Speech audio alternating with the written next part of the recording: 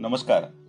श्री शारदा भवन education society संचलित यशवंत महाविद्यालय नांदेड उच्च शिक्षणाच्या क्षेत्रातील अद्ययावत घडामोडींची चर्चा व्हावी, प्राध्यापक वृंदांमध्ये वैचारिक आदान प्रदान घडावे या उद्देशाने महाविद्यालयाचे आदरणीय प्राचार्य डॉक्टर गणेशचंद्रजी शिंदे सर यांच्या मार्गदर्शनाखाली कैलासवासी doctor Shankarrao Chavan lecture series ही विद्वत व्याख्यानमाला महाविद्यालयीन पातळीवर चालवली जाते. कोरोना संसर्गाच्या पार्श्वभूमीवर शैक्षणिक वर्ष 2020-21 मधील तिसरे व्याख्यान ऑनलाईन प्लॅटफॉर्मचा उपयोग करून 31 ऑक्टोबर 2020 रोजी घेण्यात आले. श्री शिवाजी महाविद्यालय परभणी येथील इंग्रजी विभागात कार्यरत असलेले आणि मानव्य विद्या शाखेविषयी मूलभूत चिंतन असणारे अभ्यासक डॉक्टर रोहिदास नितोंडे यांनी मानव्य विद्या काल, आज आणि उद्या या विषयावर अभ्यासपूर्ण मांडणी केली. प्रस्तुत विषयाचे समकाळातील महत्त्व लक्षात घेता त्यांचे चिंतन अधिक लोकांपर्यंत पोचावे या उद्देशाने विचार शलाका या यूट्यूब चॅनलच्या माध्यमातून आम्ही प्रस्तुत व्याख्यान उपलब्ध करून देत आहोत. यापूर्वीच्या 2 व्याख्यानांप्रमाणेच आपण याही व्याख्यानाचे हार्दिक स्वागत कराल ही अपेक्षा आहे.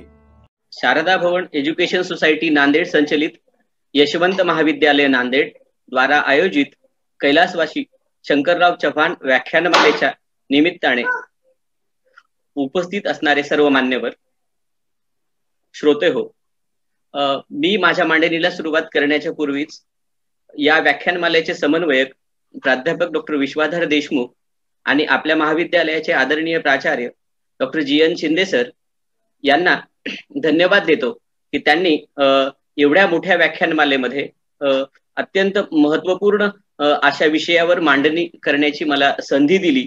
आपण मला निमंत्रित केलं, त्या योग्य समजलं, त्याबद्दल मी पहिल्यांदा आपले ऋण व्यक्त करतो. आणि जे आत्ता आपल्या सोबत मीटिंग मध्ये आहेत त्या सर्व आदरणीय शिक्षक वृंदांना मी आश्वासित करू इच्छितो की मी माझ्या पद्धतीने मला झेपेल त्या पद्धतीने विषयाची मांडणी करण्याचा प्रयत्न करणार आहे. जरी संयोजकांची ही भूमिकाच असते की ते पाहुण्यांचा परिचय करून देतात आणि त्यांची जबाबदारी वाढवत असतात, आणि प्राध्यापक विश्वाधर देशमुख यांच्याबद्दल मी आपणास अधिक सांगणं फार संयुक्तिक होणार नाही. तर मला वाटतं मी जे आज आपल्या समोर मांडणी करणार आहे ते कदाचित लहान तोंडी मोठा घास सुद्धा असू शकतं. कारण मी आता समोर माझ्या नावं दिसतायत त्या यादीवरून लक्ष घेतोय की साधारणतः आपण बघतो की इंग्रजीच्या पद्माराणी राव मॅडम समोर आहेत, आमचे डॉक्टर अजय टेंगसे सर आहेत ज्यांनी कधी काळी खूप फड गाजवलेले आहेत वक्तृत्वाचे, असे डॉक्टर अजय गव्हाणे सर सोबत आहेत, फड नावाचे सर सुद्धा सोबत आहेत. म्हणजे एकापेक्षा एक या विषयामध्ये खूप मोठं मौलिक योगदान ज्यांनी केलंय अशी व्यक्ती सुद्धा आपल्या या सभेमध्ये आहेत. आणि दुसरीकडे मी मानवी विद्या शाखे संदर्भातली मांडणी करणार आहे आणि आपले नेतृत्व करणारे आदरणीय गणेशचंद्रजी शिंदे सर हे अगदी मानवी विद्या शाखेसोबत जी तुल्यबळ शाखा आहे या भौतिकी शाखेचे किंवा नैसर्गिक विज्ञान शाखेचे गाढे अभ्यासक आहेत. आणि आपणा सर्वांच्या समक्ष मी मानव विद्या शाखे संदर्भातलं विवेचन माझं सादर करणार आहे. त्यातही आणखीन एक महत्वाची माझी अडचण ही आहे की तरी माझं सोपं काम केलंय त्या अडचणीमधनं सुद्धा देशमुख सरांनी, की त्यांनी सांगून मोकळे झालेले आहेत की मी इंग्रजी शिकवतो आणि माझी इंग्रजी ही आता शिकवण्याची किंवा भाषणाची भाषा असल्यामुळे मला आठवतं की मागच्या 15 वर्षामध्ये कदाचितच मी एखाद्या तासाचं भाषण मराठीत केलं असेल. इंग्रजीमध्ये मी तासनतास बोलतोय, पण आता खूप दिवसानंतर मी मराठी बोलणार आहे आणि म्हणून कदाचित नव्या विषयावर मराठीतून मांडणी करतोय तर कदाचित माझी शब्दांसाठीची धडपड सुद्धा होऊ शकते. माझी धावपळ पाहून, मला दमछाक झालेली पाहून आपण कृपया मला समजून घेण्याचा प्रयत्न कराल अशी मी आपणास विनंती करतो. आपण बघतो आहोत की ज्या विषयाच्या संदर्भामध्ये खूपशी मांडणी झाली नाही असं आपण ऐकलेलं आहे, अशा या मानव विद्या शाखे संदर्भातलं जे चिंतन करायचंय आपल्याला तर त्या संदर्भामध्ये मराठीमध्ये पारिभाषिक शब्द सुद्धा तोलामोलाचे उपलब्ध नाहीयेत. आणि जेव्हा आपण इतर भाषेमधनं भाषांतरित साहित्य म्हणून मूळ भाषा, स्त्रोत भाषा आणि लक्ष्य भाषा असं बघतो, तर तेव्हा खूप मोठ्या अडचणी त्या अभ्यासकांसमोर असतात. आणि त्या सगळ्या मर्यादा लक्षात घेऊन, माझ्या वैयक्तिक मर्यादा लक्षात घेऊन मी प्रयत्न करतो की या विषयाची ओळख करण्यासंदर्भात. म्हणून माझा मुळीच असा समज नाहीये की मी मौलिक चिंतन करणार आहे. माझा हेतू हा आहे की आज जरी तुम्ही सगळेजण या सभेला असलात तरी उद्या विश्वाधार देशमुख सर याच्या संदर्भातलं जे युट्यूब प्रेझेंटेशन करतील आणि जेव्हा हे पब्लिक डोमेन मध्ये जाईल व्याख्यान, तेव्हा असंख्य विद्यार्थी या व्याख्यानाचे लाभकारक असणार आहेत. आणि जेव्हा विद्यार्थी हे व्याख्यान ऐकतील युट्यूबच्या माध्यमातून, तेव्हा त्यांना या नवीन विद्याशाखेमध्ये रस निर्माण व्हावा, त्यांना अधिकची माहिती मिळवण्याची जिज्ञासा निर्माण व्हावी, किंवा त्यांनी या विद्याशाखेमध्ये योगदान देण्यासाठीची भूमिका घ्यावी, या हेतूने मी हे सादरीकरण आपणासमोर ठेवत आहे. म्हणून प्रारंभी हे सांगून मी आपणा सर्वांना पुन्हा एकदा विनंती करतो की मी माऊलींच्या शब्दांमध्ये म्हणेल, तरी न्यूनते अधिकही पुरते. कदाचित हे शेवटी सांगायचं असतं, पण मी सुरुवातीलाच यासाठी सांगतोय की मला माहिती आहे या विषयातला माझा अभ्यास कदाचित कमी पडू शकतो आणि आपण सगळेजण जाणकार श्रोते आहात आणि आपल्या समोर मी सादर होतोय, तर मला हेच सांगायचंय आपल्याला की मी आपल्या समोर सादर होतोय हे निमित्त आहे. खरा माझा उद्देश हा आहे की जेव्हा हे व्याख्यान पब्लिक डोमेन मध्ये म्हणजे लोकांपर्यंत पोहोचेल, तेव्हा मी सामान्य लोकांसाठी बोलतो आहे असं माझ्या डोक्यात ठेवलेलं आहे. म्हणजे विद्वत जणांसमोर बोलायचे पण सामान्यांना समजेल अशा पद्धतीने मांडणी करायची, हेही एक आव्हान मी आता स्वीकारलेलं आहे. म्हणून पुनश्च एकदा आपल्या सर्वांचे आभार आणि आपण मला सहन कराल या अपेक्षेसह मी विषयाकडे येतो. मानव विद्या ही एक अशी शाखा आहे की जिथे मानवी जीवनाशी संबंधित अभ्यास विषय असतो. आपण कशामुळे मानवी विद्या असं म्हणतो, तर त्याचं कारणच हे आहे मुळी की मानवी विद्येमध्ये एक सेकंड सर.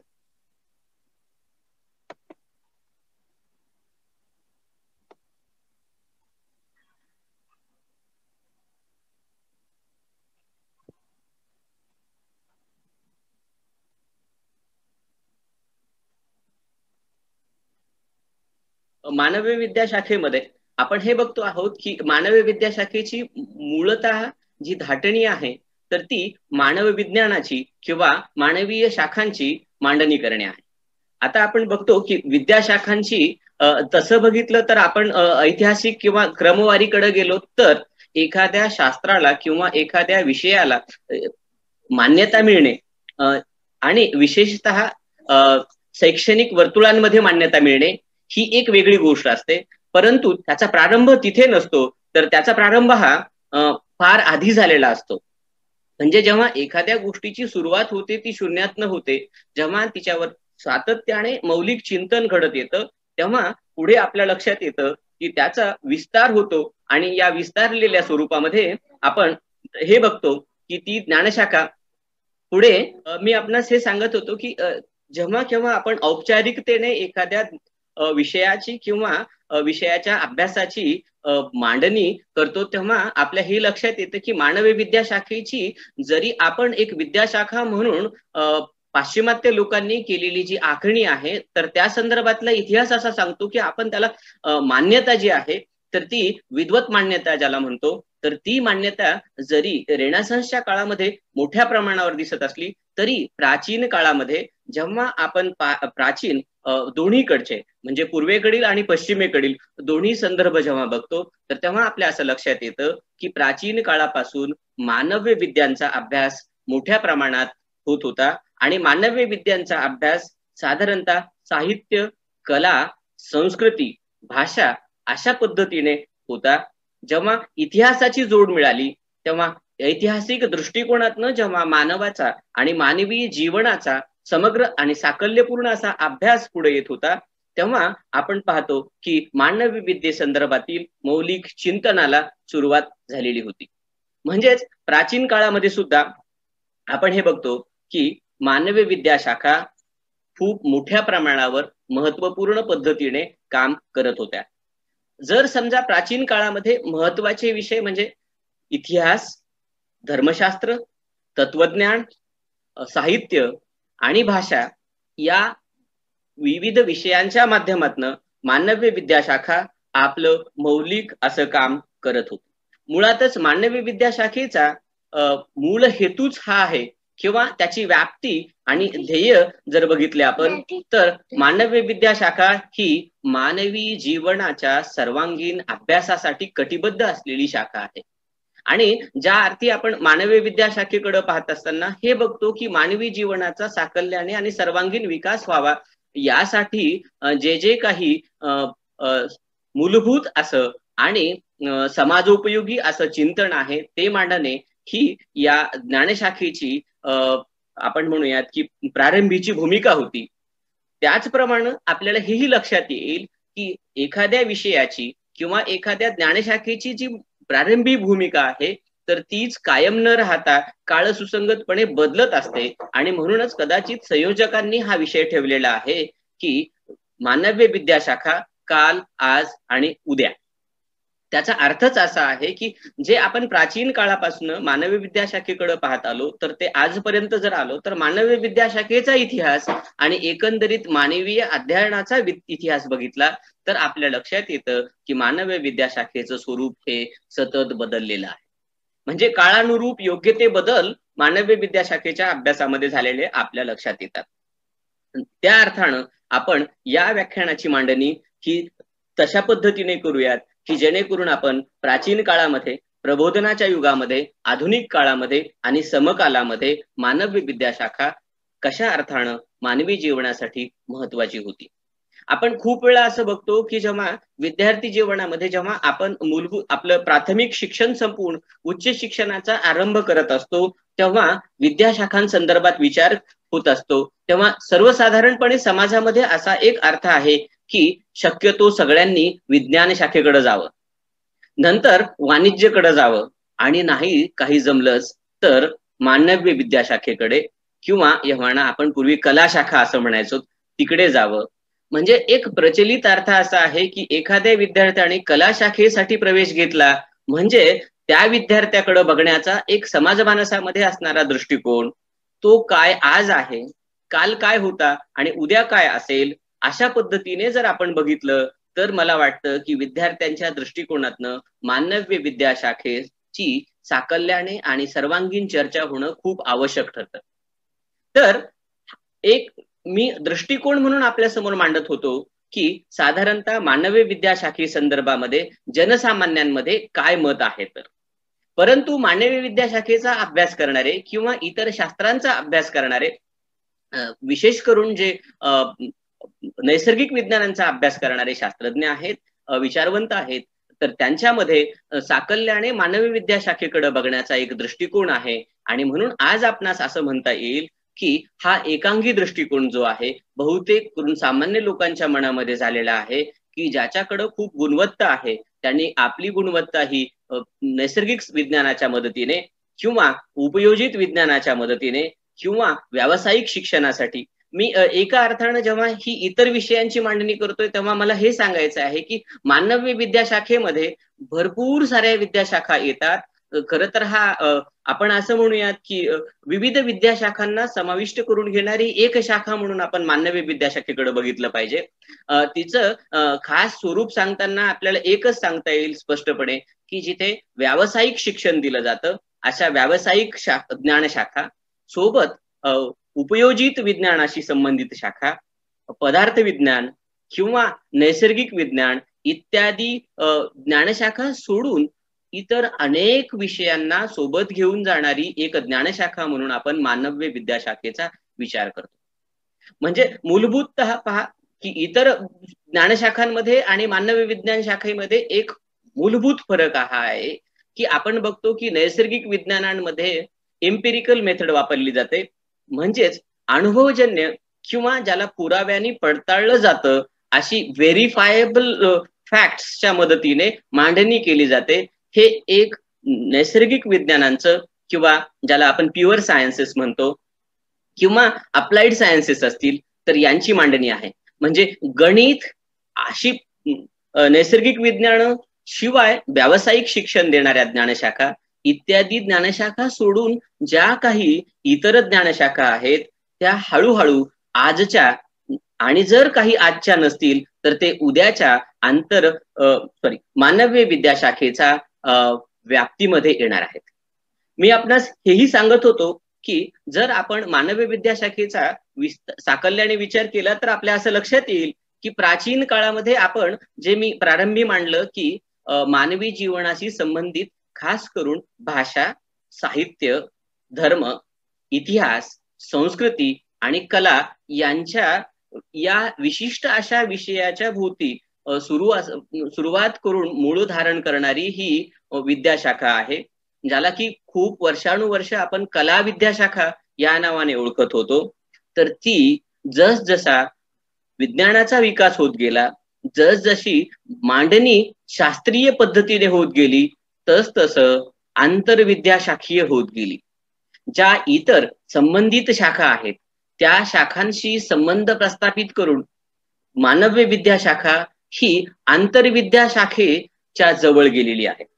आणि एवढंच नाही तर आपण जेव्हा मानवी विद्याशाखेचा वर्तमान बघत असू तेव्हा आपल्या असं लक्षात येईल की प्रबोधनाच्या म्हणजे रेनासान्सच्या पिरियडमध्ये, म्हणजे प्रबोधनाच्या युगामध्ये, जेव्हा मानवी जीवनामध्ये मानवतावाद आला, ज्ञानवाद आला, आणि आता आपण ज्ञानरचनावादाच्या युगामध्ये आहोत किंवा संगणकाच्या युगामध्ये आहोत, तर या सर्व बदलांच्या भोवती जात असताना, या बदलांना सामोरे जात असताना मानव विद्याशाखेने स्वतःला आंतरविद्याशाखीयच्या पलीकडे जाऊन शाखांच्या पल्याडची ज्ञानशाखा म्हणजे ट्रान्स डिसिप्लिनरी डिसिप्लिन अशा अर्थानं आज मानव विद्याशाखा पुढे येताना दिसते. म्हणून जर भविष्य काळामध्ये मानव विद्याशाखा काय असेल याच्या संदर्भात जर आपण अनुमान मांडला तर आजचं जे स्वरूप आहे, कारण आपण बघतो आहोत की कोणत्याही व्यक्तीचा असेल किंवा विषयाचा उद्याचं भविष्य जाणून घ्यायचं असेल तर मागच्या वर्तनाचा आपण साधारणतः विचार करत असतो. आणि मानव विद्याशाखेचा जो मागचा इतिहास आहे 200-250 वर्षांचा, त्यातून आपल्याला असं लक्षात येतं की वर्तमानामध्ये मानव विद्याशाखा खूप लिबरल झालेली आहे. फ्लेक्झिबिलिटी मानवीय विद्याशाखेमध्ये खूप सारी आलेली असल्यामुळे भविष्यामध्ये मानव विद्याशाखा ही ट्रान्स डिसिप्लिनरी फॅकल्टी म्हणून पुढे येईल अशी दाट शक्यता आहे. त्याचं कारण हे आहे की पहा, मानव विद्याशाखेमध्ये मूलतः काय आहे तर मानव विद्याशाखेमध्ये आपण बघितलं की मी आधी सांगितलं विज्ञानापेक्षा ही विद्याशाखा वेगळी का आहे, तर विज्ञानापेक्षा ही विद्याशाखा वेगळी इथे पडते की इथे सत्याचा अभ्यास केला जातो, परंतु सत्याला डेटा म्हणून न बघता त्याचं विश्लेषण केलं जातं. कशा अर्थानं तर अर्थाच्या दृष्टिकोनातनं. भाषाशास्त्रामध्ये एक भाषाशास्त्राची शाखा आहे सिमॅन्टिक्स नावाची. भाषाशास्त्राची जी सिमॅन्टिक्स नावाची शाखा आहे तर ती काय करते, अर्थान्वयाचं काम करते. म्हणजे शब्दांना अर्थ असतात परंतु शब्द ज्या प्रमाणात वापरले जातात त्या संदर्भानुसार त्या शब्दांचं अन्वयार्थ निघत असतो. म्हणजे जसं मराठीचे सर बसलेले आहेत समोर सभेमधले तर ते सांगतील की अभिधा, व्यंजना, लक्षणा वगैरे वगैरे अर्थाच्या दृष्टिकोनातून मांडणी करतील, परंतु मी आपणास सर्वसामान्य माणसांना समजेन अशा भाषेत सांगताना हेच म्हणेल की मानवीय विद्याशाखा ही सत्याकडे पाहताना सत्याचा अन्वयार्थ लावणे या दृष्टिकोनातून पाहते. सत्याची मांडणी करणे हा एक मानवीय विद्याशाखेचा हेतू असतो. एवढं नाही की सत्यातून अर्थ काढत असताना म्हणजे सत्याचा अर्थ किंवा त्याचे विविध पैलू उलगडणे हा सुद्धा मानवीय विद्याशाखेचा चिंतनाचा विषय आहे, अभ्यासाचा विषय किंवा संशोधनाचा विषय आहे. मूलतः मानवीय विद्याशाखेमध्ये जे काही अभ्यास केला जातो किंवा संशोधन केलं जातं त्याचा हेतूच हा आहे की मानवीय समाजामध्ये सुसंस्कृतपणा आणि सभ्यता याला प्रस्थापित करणे. इतर विज्ञानांमध्ये म्हणजे भौतिक प्रगती करणे माणसाची, हा जर हेतू असेल तर त्या उलट आपण असं बघतो आहोत की मानवीय विद्याशाखेसमोर जर काही कुठलं आव्हान असेल किंवा मानवीय विद्याशाखेसमोर आपला हेतू कथन कुठलं करायचं असेल तर हेच आहे की मानवीय विद्याशाखेमध्ये सर्वार्थानं मानवामध्ये, मानवी जीवनामध्ये, मानवी समाजामध्ये सुसंस्कृतपणा आणि सभ्यता कशा पद्धतीने प्रस्थापित करता येईल त्यासाठीचं मौलिक चिंतन हे मानवी विद्या शाखेमध्ये केलं जातं. म्हणूनच कधी कधी अशी पण गल्लत केली जाते की मानवी विद्या शाखेच्या अभ्यासकाला मानवतावादी विचारवंत असं सुद्धा संबोधलं जातं. परंतु तसं पाहिलं तर ह्या दोन वेगळ्या गोष्टी आहेत. राज्यशास्त्राचे अभ्यासक समोर आहेत तर त्यांना हे माहिती आहे चांगल्या पद्धतीने, म्हणून सामान्य माणसामध्ये हा गैरसमज होऊ द्यायची काही गरज नाहीये की मानवतावादी लोक हे मानवी विद्या शाखेचे आहेत आणि मानवी विद्या शाखेचे फक्त मानवतावादी लोकच मानवी विद्या शाखेचे असतात. तर अशी कुठल्याही गैरसमज होऊ देण्याची काही गरज नाहीये. मला असं वाटतं की मानवतावाद याच्यापेक्षा विस्तृत आपण मानवी विद्या शाखेकडे पाहतो आणि तसं पाहण्याची गरज आहे. तर मानवतावादाचा मानवी कल्याण हा हेतू आहे, परंतु मानवी विद्या शाखा ह्या इतर विद्याशाखांना म्हणजे इतर ज्ञानशाखा ज्या आहेत त्यांना सोबत घेऊन चालतात. मग ते धर्मशास्त्र असू देत, तत्वज्ञान असू द्यात, साहित्य असू द्यात, संस्कृती असू द्या, लोककला असू देत किंवा लोककलांच्या अभ्यासाचं शास्त्र आहे, इत्यादी शास्त्रांना आणि विषयांना घेऊन आपण पाहतो की मानवी विद्या शाखा सोबत जात आहे. आपण बघतो की सत्य ज्ञापन करणं हा सुद्धा मानवी विद्या शाखेचा एक मौलिक असा आधार आहे आणि ज्ञान साधनेतून सुखप्राप्ती करणं आणि ज्ञानमार्ग हा जीवन जगण्याचा एक मार्ग प्रस्थापित करणं हेही कार्य मानवी विद्या शाखेने केलेलं आपणास जाणवतं. आपण हे पाहतो की जसं जीवन जगण्याचे जे विविध मार्ग आहेत त्यात प्रामुख्याने आपण बघतो की कर्ममार्ग आहे, भक्ती मार्ग आहे, ज्ञानमार्ग आहे. मला मानवी विद्या शाखेची मांडणी करताना किंवा समजून घेताना माझ्या असं लक्षात आलं की वाचनामध्ये जो आनंद आहे, एखादी गोष्ट समजून घेण्यामध्ये जो आनंद आहे, तर तो निखळ आनंद आहे. तर तो निखळ आनंद जर आपल्याला मिळवायचा असेल तर आपण मानवी विद्या शाखेचा अभ्यास केला पाहिजे. म्हणजे मानवी विद्या शाखा आपण म्हणतो की खूप वेळेला साधारणतः खूप लौकिक अर्थाने येणारे वाक्य आहेत, संत वचन आहेत किंवा सुविचार आहेत, तर तेव्हा आपण म्हणतो वाचाल तर वाचाल. तर हे वाचन जे आहे तर ते साहित्याचं वाचन आहे. खूप वेळा मला आठवतं की जी आमच्या आधीची पिढी आहे किंवा आधीचे जे ज्येष्ठ मंडळी आपल्या सभेमध्ये आहेत त्यांना हे माहिती आहे की क्लासिक्सचं वाचन करणं ही एक खूप चांगली सवय होती. चांगला माणूस घडण्यासाठी तुम्ही काय वाचलंय असं आधी विचारायचे लोक. म्हणजे मी आता तुमच्या समोर बोलतोय तर असं कोणाला बोलण्याची संधी देण्याच्या आधी आपल्या मनात प्रश्न यायचा की ह्यानी काय वाचलेलं असेल आणि जर ह्यानी काही वाचलं नसेल तर ह्यांच्याकडनं काय अपेक्षा करू शकतो आपण. तर त्या पद्धतीने जेव्हा आपण वाचन संस्कृती संदर्भात बोलतो किंवा व्यक्तिमत्वाच्या जडणघडणीचा मुद्दा घेतो तर तेव्हा आपल्याला हे माहिती आहे की माणूस म्हणून घडण्यासाठी काही वाचन आवश्यक आहे आणि म्हणून त्यासाठी क्लासिक्स जे आपली ज्याला म्हणूयात आपण अक्षर वाङ्मय आहे, तर या अक्षर वाङ्मयाची ओळख होणं, त्याचा अभ्यास करणं किंवा लोकवाङ्मय जे आहे त्या लोकवाङ्मयाची एक प्रचंड मोठा पगडा या मानव विद्या शाखेवर दिसतो आणि मानव विद्या शाखेचा त्या दृष्टिकोनातनं समाजाच्या जडणघडणीमध्ये खूप मोठा वाटा आहे. कारण समाज मनाची जी धाटणी आहे, समाज मन म्हणून जी आपली ओळख आहे, जसं आपण बघतो की भारतीय समाज असं म्हणतो आपल्याला किंवा इतर लोक आपल्याकडे पौर्वात्य म्हणून बघतात किंवा आपण इतरांकडे म्हणजे पाश्चिमात्यांकडे पाश्चिमात्य म्हणून बघतो. तर ही जी ओळख आहे, आपलं जे भारतीयत्व आहे, आपल्या भारतीय मनाची जी जडणघडण आहे ती कदाचित श्रीमद भगवद्गीता असेल, महाभारत, रामायण असेल किंवा इथले जे आपले धर्मग्रंथ असतील किंवा इथलं जे लोकसाहित्य असेल, लोकपरंपरा असतील, लोकधारा आहेत, याच्यातनं तयार झालेली आहे.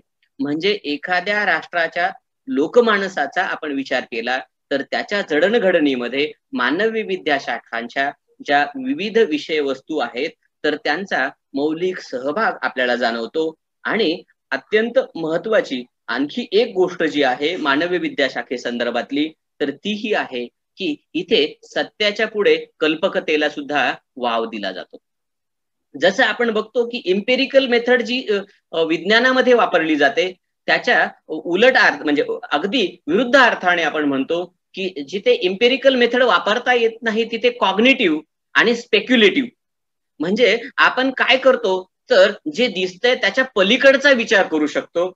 आपण वास्तवाच्या पलीकडे जाऊन विचार करतो, वेगवेगळ्या शक्यतांना संधी देतो, व्यक्त करतो आणि त्या दृष्टिकोनातनं अन्वयार्थ लावतो.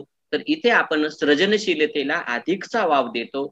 आता आपण सगळेजण पाहत आहोत की शिक्षणामध्ये क्रिटिकल थिंकिंग अनालिटिकल थिंकिंग हे जे वाढलेलं आहे, रिफ्लेक्टिव्ह थिंकिंग, या ज्या गोष्टी आपण आता औपचारिक शिक्षणामध्ये, उच्च शिक्षणामध्ये खूप पुढे आणू पाहतो आहोत. तर त्या सगळ्यांची मुळं जर कुठे असतील तर ती मानव्य विद्याशाखेमध्ये आहेत.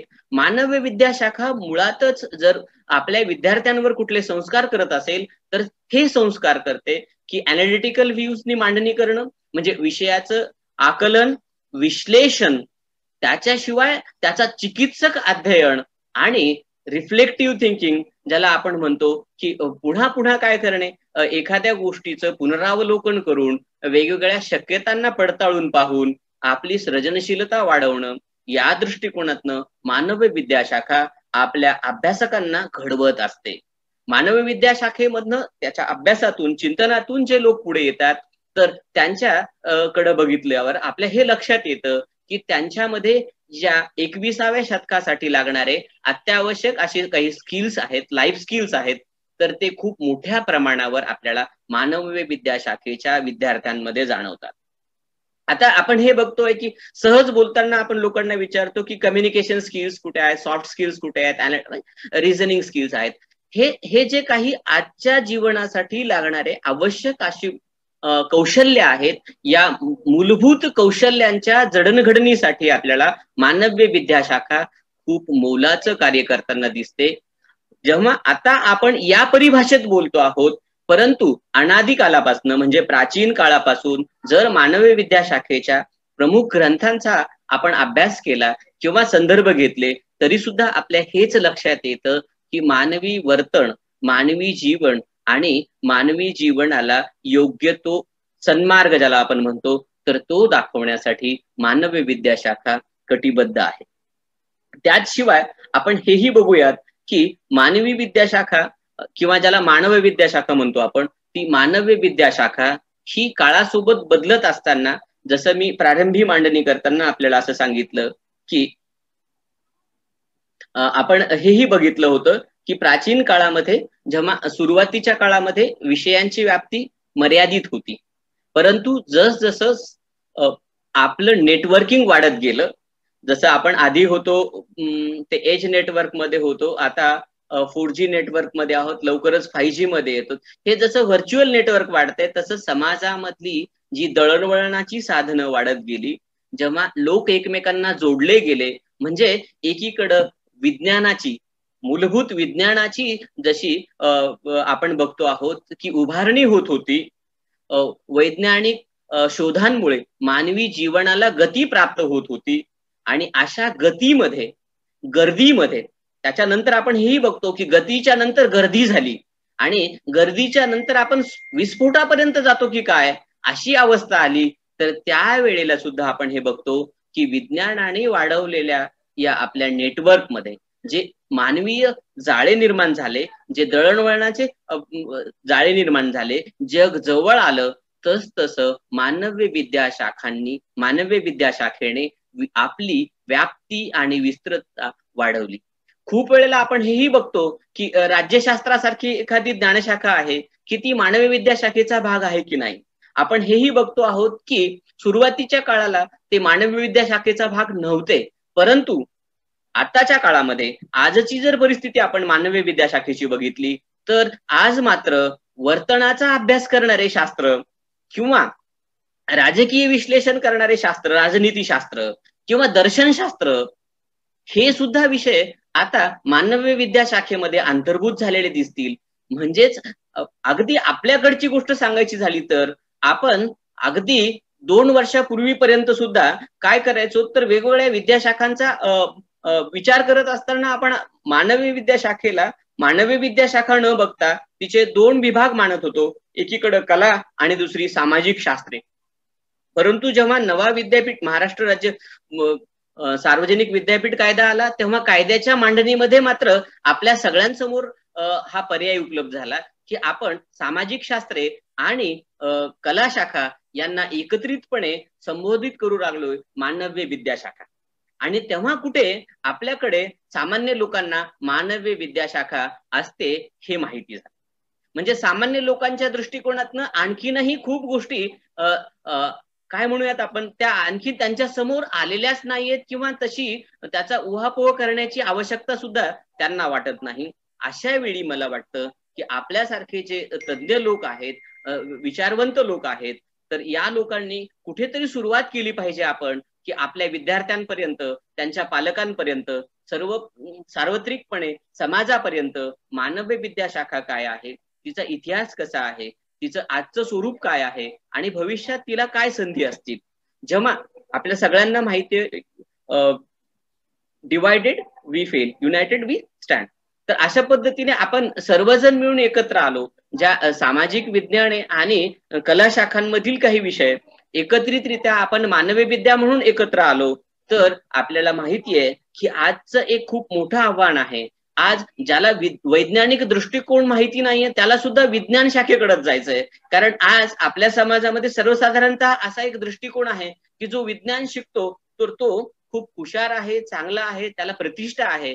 परंतु आजही जर एखादा विद्यार्थी खूप हुशार आहे, प्रज्ञावान आहे आणि तरी सुद्धा तो मानवी विद्या शाखेकडे जातोय असं म्हटलं तर लोक त्याला विचारतात आणि मग कधी कधी ते विद्यार्थी द्यावं म्हणून असं सुद्धा उत्तर देतात की मला पुढे जाऊन स्पर्धा परीक्षा करायच्यात आणि म्हणून मी काय करतोय तर आर्ट्स किंवा ह्युमॅनिटीजचं शिक्षण घेतोय. मला वाटतं आता ही खूप मोठी गरज आहे की आपण आपल्या सारख्या ज्येष्ठ शिक्षकांनी समाजामध्ये, विद्यार्थ्यांमध्ये हा दृष्टिकोन रुजवला पाहिजे की जसं मूलभूत विज्ञानांमध्ये करिअरच्या संधी आहेत, मूलभूत विज्ञान हे मानव जातीच्या भौतिक विकासासाठी कटिबद्ध आहे, त्याचप्रमाणे मानवीय जीवनाच्या संतुलनासाठी, इथल्या मानवी जीवनाच्या सुखप्राप्तीसाठी, आनंदासाठी, एव्हा आपल्या सभ्यतेच्या, संस्कृतीच्या जतनासाठी आणि मानवी जीवनाला परिपूर्णता येण्यासाठी मानवी विद्याशाखा सुद्धा तितक्याच महत्वाच्या आहेत. मानवी विद्याशाखेत काम करणारा कोणताही अभ्यासक हा सुद्धा तितकाच महत्वाचा आहे जितका एक शास्त्रज्ञ महत्वाचा आहे. आणि हा विचार आपण समाजापर्यंत पोहोचवणं, शेवटच्या माणसापर्यंत पोहोचवणं, रुजवणं खूप आवश्यक आहे. तर आपल्याला इथून पुढच्या काळामध्ये जे जगभर आपण बघतो आहोत की पाश्चिमात्य जगामध्ये आता असा कुठलाही बायस ज्याला म्हणूयात की तो पाहायला दिसत नाही, परंतु अजूनही आपल्या भागामध्ये खास करून मोठ्या प्रमाणावर मराठी मुलांमध्ये जे की ग्रामीण भागामध्ये आहेत त्यांच्यामध्ये या संदर्भामध्ये मानवी विद्याशाखे संदर्भातली अधिकची माहिती पोहोचणं खूप आवश्यक आहे. मला वाटतं काही वर्षापूर्वी आपल्या विद्यापीठांमध्ये म्हणजे डॉक्टर बाबासाहेब आंबेडकर मराठवाडा विद्यापीठ आणि स्वामी रामानंद तीर्थ मराठवाडा विद्यापीठ आपल्या भागातल्या विद्यापीठामध्ये साहित्याच्या अभ्यासामध्ये लोककला आणि लोककलेशी संबंधित शास्त्रांचा अभ्यास असायचा. तर तो कसा वाढवता येईल आणि लोकसाहित्य किंवा एकंदरीतरित्या आपण मानवी विद्याशाखांना चांगले दिवस सामान्य विद्यार्थ्यांपर्यंत पोहोचवून कसे आणता येतील त्या दृष्टिकोनातनं चर्चा घडवून आणणं खूप आवश्यक आहे. आपण हेही जाणून असाल की जसं मी आपल्या 2 विद्यापीठामध्ये मराठवाड्यातल्या ही लोककलेच्या अनुषंगानेची अभ्यासक्रमासंदर्भातलं बोललो, तसं आता महाराष्ट्रातलं एक अग्रगण्य विद्यापीठ म्हणून आपण पुणे सावित्रीबाई फुले पुणे विद्यापीठाकडे बघतो आहोत. आताचा जो काळ आहे मानवी विद्याशाखेचा तर तो हा आहे की आता मानवी विद्याशाखा आपण आपले जे मी बोललो की राजनीतीशास्त्र किंवा तर्कशास्त्र, तत्वज्ञान, इतिहास हे जे सामाजिक किंवा अर्थशास्त्र असू द्यात, हे जे सामाजिक विज्ञान आहेत यांना तर आजच्या मानवीय विज्ञाने शाखेने आपल्यास केलेलंच आहे. परंतु मागील 20 वर्षामध्ये म्हणजे 21व्या शतकामध्ये मानवी विद्या ही ट्रान्सडिसिप्लिनरी कशी झाली तर हे बघताना आपल्याला बघायचं की कॉग्निटिव्ह सायन्सेस सोबत आता डिजिटल टेक्नॉलॉजीचा वापर खूप मोठ्या प्रमाणावर मानवी विद्याशाखेत होतो. ज्या अर्थानं आपण मानवी विद्याशाखेमध्ये डिजिटल टेक्नॉलॉजीचा वापर केला जातो हे आपण म्हणतो आहोत, तर त्याचाच अर्थ हा आहे की आता ह्युमॅनिटीज ही ह्युमॅनिटीज न राहता डिजिटल ह्युमॅनिटीज झालेली आहे. म्हणजे आता संगणकाच्या भाषेमध्ये मानवी विद्याशाखा येत आहे. आता आपण हेही बघतो आहोत की मानवी विद्याशाखेचे अभ्यासक हे संगणकाचा अभ्यास करून संगणक प्रणालीच्या मदतीने आपल्या विद्याशाखेला सर्वदूर पोहोचवत आहेत. आपण डिजिटल आर्काइव्ह बद्दल जाणतच असाल. याचाच अर्थ असा आहे की जे मानवी विद्याशाखेमध्ये आहे तर त्याला आता डिजिटल फॉर्म मध्ये आणण्याचं कार्य सुरू झालेलं आहे. म्हणजे संगणक शाखा म्हणजे कम्प्युटर्स आणि ह्युमॅनिटीज एकत्र येऊन आता डिजिटल ह्युमॅनिटीज ही एक नवीन ज्ञानशाखा समोर आलेली आहे. म्हणजे इतिहास जर बघितला आपण प्राचीन काळामध्ये, तर ही जीवन जगण्यासाठी आवश्यक असणारी संस्कार करण्यासाठीची शाखा म्हणून सुरू झालेली ज्ञानशाखा मानवी विद्याशाखा आहे. आजचा जर स्वरूप बघितलं आपण वर्तमान काळामध्ये, जर आपण समकालामध्ये जर मानवी विद्याशाखेकडे बघितलं, तर ती इतर सर्व शाखांना आपलंसं करणारी ज्ञानशाखा म्हणून आपण बघूयात. मला आठवतंय जेव्हा मी विद्यार्थी म्हणून 2000 साली शिकायला गेलो होतो, तेव्हा मला हे कळत नव्हतं की मी संगणकशास्त्र शिकायचं असेल तर मी एका कोर्सला अभ्यासक्रमाला भाग घेतला तर मी आर्ट्सचा BCA होत होतो, आणि दुसरीकडे जर मी संगणकाच्या दुसऱ्या अभ्यासक्रमाला जर प्रवेश घेतला तर BCS मी सायन्सचा स्नातक होणार होतो. म्हणजे संगणक हे 21व्या शतकापासूनच एकीकडे कला शाखेतही आहे, म्हणजे मानवी विद्याशाखेतही आहे, आणि दुसरीकडे विज्ञान शाखेतही आहे. संगणकाची जी जादू आहे, मला वाटतं जेव्हा एखादी ज्ञानशाखा, एखादा विषय हा सर्वदूर पोहोचत असतो, जेव्हा त्याला सार्वत्रिक व्हायचं असतं, तेव्हा त्याला तितकंच लवचिक असावं लागतं. आणि संगणका इतकी लवचिकता आजच्या काळामध्ये कुठल्याही विद्येमध्ये दिसत नाहीये. जशी संगणकामध्ये लवचिकता आहे आणि संगणक शास्त्राची ही जी लवचिकता आहे, तर ती सहज आत्मसात केली मानवी विद्याशाखेने, आणि आज आपण पाहतो की मानवी विद्याशाखेचा वर्तमान हा त्या लवचिकतेतून एकत्रितपणे उद्याला डिजिटल ह्युमॅनिटीज म्हणून आपल्या समोर येणार आहे. मी संदर्भ काढला होता सावित्रीबाई फुले पुणे विद्यापीठाचा. त्याचं कारण हे आहे की सावित्रीबाई फुले पुणे विद्यापीठाने आपल्या नवीन अभ्यासक्रमाच्या, आपल्या सगळ्यांना माहिती आहे की इनोव्हेटिव्ह अभ्यासक्रमांना आता चांगले दिवस आलेले आहेत. प्रत्येक विद्यापीठामध्ये स्वतःचं एक इनोव्हेशन इन्क्युबेशन सेंटर आहे, आणि त्या माध्यमातून नवनवीन योजना आखल्या जातात, नवीन प्रोग्राम्स आणले जातात. तर तसं पुणे विद्यापीठाने डिजिटल ह्युमॅनिटीज इंट्रोड्यूस केले. म्हणजे कदाचित आता आपण आज 2020 मध्ये आहोत, 2030 मध्ये मला माहिती नाही, पण स्वामी रामानंद तीर्थ मराठवाडा विद्यापीठामध्ये सुद्धा एखादा ग्रॅज्युएट किंवा पोस्ट ग्रॅज्युएट प्रोग्राम असेल, ज्याचं नाव असेल BA इन डिजिटल ह्युमॅनिटीज किंवा MA इन डिजिटल ह्युमॅनिटीज. याचाच अर्थ असा आहे की ह्युमॅनिटीज आता संगणक शास्त्रावर सोबत काम करत आहे, आणि नजीकच्या काळामध्ये ह्युमॅनिटीजचं स्वरूप हे डिजिटल ह्युमॅनिटीज पर्यंत झालेलं आपणास पाहावयास मिळेल. म्हणजे आता आपण जे सर्वजण मानवी विद्याशाखेत काम करतो किंवा इतर विद्याशाखांमध्ये संशोधक म्हणून किंवा अध्यापक म्हणून काम करतो, तर तेव्हा आपण थोडासा विचार जर केला तर आता आपण सगळेजण पाहतो आहोत की नुकतीच नॅशनल एज्युकेशन पॉलिसी आलेली आहे, आपलं राष्ट्रीय शैक्षणिक धोरण आलेलं आहे, नवीन विद्यापीठ कायदा आलेला आहे, आणि याच सोबत संगणकाला खूप मोठं महत्व प्राप्त झालेलं आहे. आणि कोविड-19चा प्रादुर्भाव म्हणून कदाचित असेल, परंतु व्हर्च्युअल प्लॅटफॉर्मचा खूप मोठ्या प्रमाणावर वापर केला जातो. अशा काळामध्ये याच्याकडं एक आव्हान म्हणून न पाहता संधी म्हणून जर मानवी विद्याशाखेच्या अभ्यासकांनी पाहिलं, तर मानवी विद्याशाखेचा जो उद्याचा चेहरा असेल डिजिटल ह्युमॅनिटीज, तिथे काम करायला आपल्याला खूप मोठी संधी असेल. आणि जर का आपले विद्यार्थी हे ट्रान्सडिसिप्लिनरी अप्रोचने पुढे जात असतील, तर त्यांना येत्या काळामध्ये करिअरच्या संधींची कमीच पडणार नाही. मला हेही आठवतं की आपल्या सर्वांना मी या गोष्टीची आठवण करून देऊ इच्छितो की आपण सर्वजण ज्ञात आहात की आपल्या देशामध्ये भारत सरकार जे की MHRDच्या मदतीने संशोधनासाठी जी मदत करतं, तर आदरणीय शिंदे सर या सभेमध्ये आहेत. त्यांच्या इतकं आपल्या सगळ्यापैकी कोणालाही कदाचित, किंवा आपल्या प्रदेशातच मी म्हणतो आमच्या सगळ्यांचे मार्गदर्शक शिंदे सर आहेत, की भारत सरकार जे विज्ञानाच्या संशोधनासाठी प्रोत्साहनपर जेवढा खर्च करतं, त्या तुलनेमध्ये मानवी विद्याशाखेमध्ये खूपच कमी प्रमाणात करताना आपल्याला दिसतं. परंतु आनंदाची आणि समाधानाची बाब ही आहे की जर आपण विद्यापीठ अनुदान आयोगाची स्ट्राईड नावाची जी योजना आहे, त्या योजनेच्या गाईडलाईन्स बघितल्या तर आपल्या असं लक्षात येईल की स्ट्राईडच्या खास करून कंपोनंट 2 आणि कंपोनंट 3 मध्ये, मी थोडस तांत्रिक बोलतोय आता, मी शिक्षकांसाठीच हे बोलतोय आणि जे काही पदव्युत्तरचे विद्यार्थी असतील त्यांच्याही हे कामाला येईल. तर मला असं वाटतं की स्ट्राईड सारखी एक महत्वाकांक्षी योजना आपल्या भारत सरकारने आता आणलेली आहे, आणि ही पहिली योजना असेल कदाचित की मानवी विद्याशाखांना संशोधन करण्यासाठी एवढ्या मोठ्या प्रमाणावर अर्थसहाय्य दिलं जातंय. आपण बघतो की आपल्या यशवंत महाविद्यालयातून सुद्धा स्ट्राईडसाठी काही प्रस्ताव दाखल झालेले आहेत. याचा अर्थ असा आहे की साधारणतः 50 लाख ते 5 कोटी रुपयांपर्यंतचं अर्थसहाय्य हे मानवी विद्याशाखेच्या संशोधकांना संशोधन करण्यासाठी भारत सरकार देत आहे स्ट्राईड योजनेच्या माध्यमातून. हे सुद्धा मला वाटतं की उद्याच्या मानवी विद्याशाखेच्या उज्ज्वल भवितव्यासाठी आश्वासक असं पाऊल आहे. त्या दृष्टिकोनातून आपण बघितलं तर मानवी विद्याशाखेचं येणारे दिवस जे आहेत, भविष्य जे आहे तर ते उज्ज्वल आहे. आपल्या सर्वांना गरज ही आहे की आपण मानवी विद्याशाखेकडं पुन्हा एकदा मानवी विद्याशाखेकडे बघताना या दृष्टिकोनातून बघूयात की मानवी विद्याशाखा माणसाला परिपूर्ण करते, माणसाचं व्यक्तिमत्व फुलवते, माणूस म्हणून जडणघडण करते.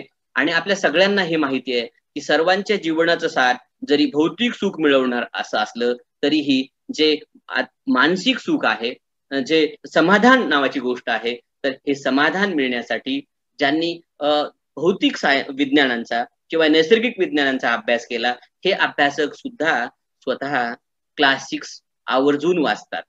मला वाटतं या सभेमध्ये जे सहकारी आहेत, जे श्रोते आहेत, की जे विज्ञानाचे अभ्यासक आहेत, विज्ञानाचे प्रचारक आहेत, हे सुद्धा कधीच अमान्य करणार नाहीत की मानवी विद्याशाखांमधनं साहित्यातून जे संस्कार होतात ते संस्कार हे चिरकाली टिकणारे असतात आणि माणसाला चिरंतन सुख देणारे असतात.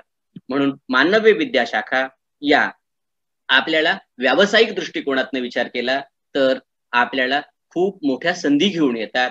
कारण मी सांगताना सुरुवात ही केली की मानवी विद्याशाखेचा प्राचीन काळ जर बघितला आपण तर प्राचीन काळ हा कलेच्या भरभराटीचा काळ होता. कला, साहित्य, संस्कृती, इतिहास, धर्मशास्त्र यापासूनच या विद्याशाखेची सुरुवात झालेली आहे.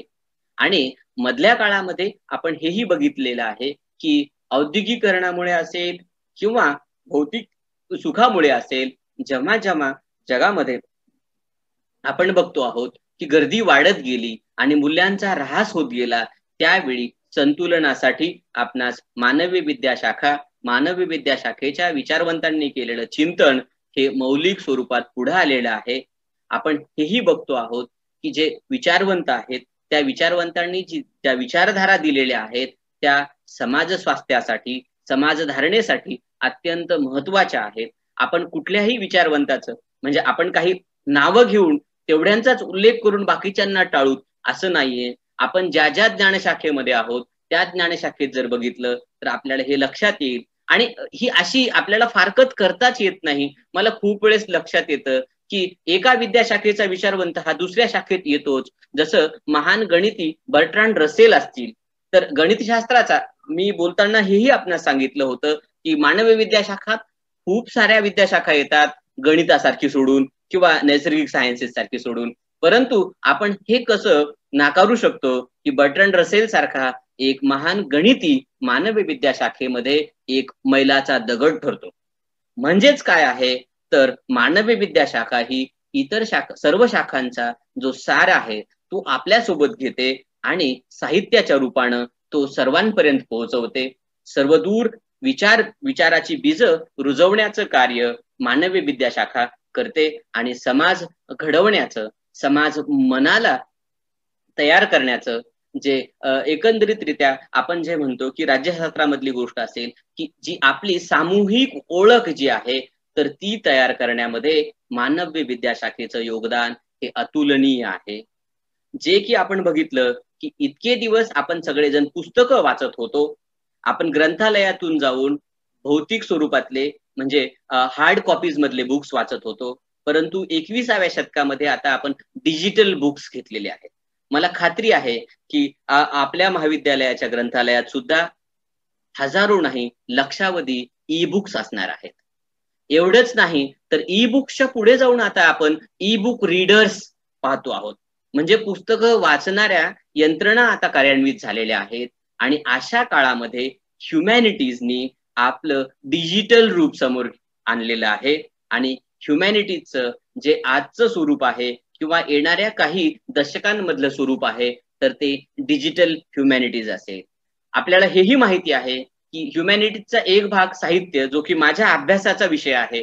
साहित्यामध्ये आपल्या सगळ्यांना माहिती आहे की आधी कथा आणि ती कथा एनॅक्ट केली जायची, कथेचं सादरीकरण केलं जायचं. गव्हाणे सर आहेत की आपण कथा कथनाचे प्रयोग करायचो, नंतर त्या कथेचं नाट्य रूपांतर व्हायचं आणि नाटकाचं सादरीकरण व्हायचं, जेव्हा साहित्याचं नाट्य रूपांतरण व्हायचं, असे ते दिवस होते. शेक्सपियरनी लिहिण्याच्या आधी नाटकं लोकांसमोर मांडली असं म्हटलं जातं. त्या अर्थानं आज ह्युमॅनिटीज जर काय करत असेल तर आपल्यापैकी खूप जणांनी ग्राफिक बुक्स बघितले असतील. आता पुस्तकं कशी बदलतायत पहा. ग्राफिक्स बुक्स बघितली, मी डिजिटल पुस्तकांच्या संदर्भात बोललो, पण त्याच सोबत आता आणखीन एक महत्वाचं आहे की आता ऑडिओ बुक्स पुढे आलेले आहेत. आता ऑडिओ बुक्स पुढे आलेत, ग्राफिक्स बुक पुढे आलेत. आता अशा कादंबऱ्या येत आहेत की त्या कादंबऱ्यांमध्ये व्हिडिओज आहेत. म्हणजे आता आपण डिजिटल बुक्सच्या जमान्यात आहोत.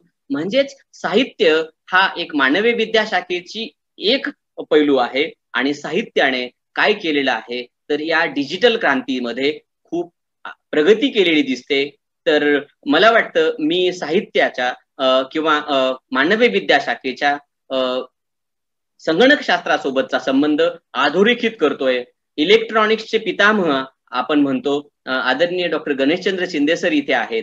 तर आपण हे बघतो आहोत की एकीकडं मानवी विद्याशाखा आणि दुसरीकडं इलेक्ट्रॉनिक्स कम्युनिकेशन आणि त्याने आणलेले जे गॅजेट्स आणि नवीन टेक्नॉलॉजीज आहेत यांच्या मदतीने आपण एकत्रितरित्या पाहतो की येणारा काळ हा मानवी विद्याशाखेसाठी आंतरविद्याशाखीय आजचं रूप बदलून शाखांच्या पल्याडची विद्याशाखा म्हणून असेल. त्या दृष्टीने आपण सर्वांनी सज्ज राहणं आवश्यक आहे. पुनश्च एकदा मी आपणा सर्वांचे आभार व्यक्त करतो आणि माझी मांडणी इथेच थांबवतो, माझ्या वाणीला पूर्णविराम देतो. आपण सर्वांनी शांतपणे मला ऐकलं आणि मला आपल्या समोर येण्याची संधी दिली त्याबद्दल सर्व संयोजकांचे आभार मानून इथेच थांबतो. धन्यवाद.